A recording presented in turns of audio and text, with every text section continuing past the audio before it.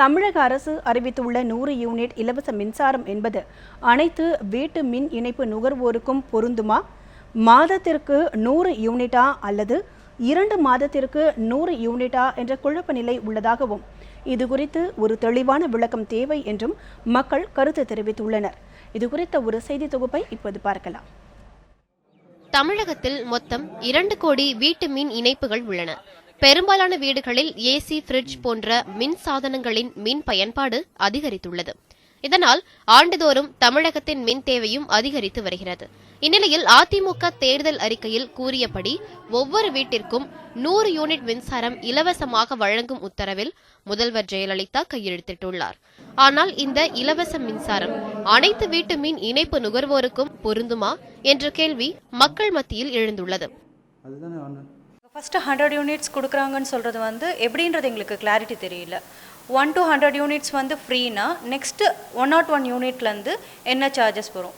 First 1 Ruby அந்த மாதிரி charges வருமா, இல்லை அந்த 500 யூனிட்ஸ்க்கு அப்புறம் ஒரு அமௌண்ட் போடுவாங்க இல்லையா, அந்த மாதிரி சார்ஜஸ் வருமா? அது அந்த கிளாரிட்டி எதுவும் கொடுக்கல.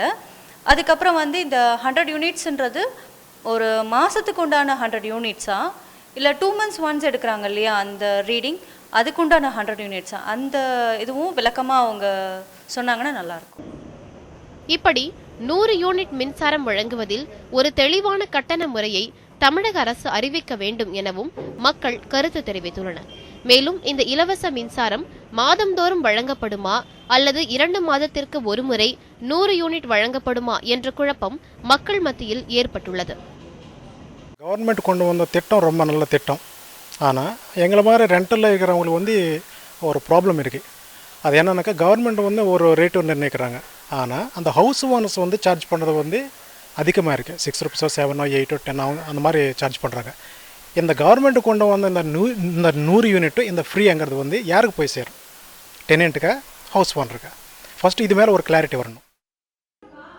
கடந்த காலங்களில் 2 முறை மின் கட்டணத்தை உயர்த்தியுள்ள நிலையில் இந்த 100 யூனிட் மின்சாரத்தால் மக்களுக்கு எந்த பயனும் இல்லை என்றும், மாறாக தமிழகத்தின் கடன் சுமைதான் அதிகரிக்கும் என்றும் கூறுகிறார் தமிழ்நாடு மின்கழக தொழிலாளர் முன்னேற்ற சங்கத்தின் பொதுச் செயலாளர் ரத்ன சபாபதி.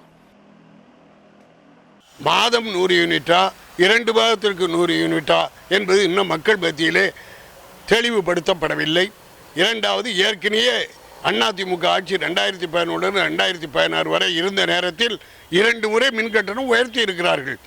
இப்பொழுது குறைத்திருப்பதை போல செய்திகள் வெளியிலே வந்தாலும் இன்னும் இருக்கக்கூடிய இவருடைய ஆட்சி காலத்தில் ஏற்ற மாட்டார்கள் என்பதற்கு எந்த கேரண்டியும் இல்லை.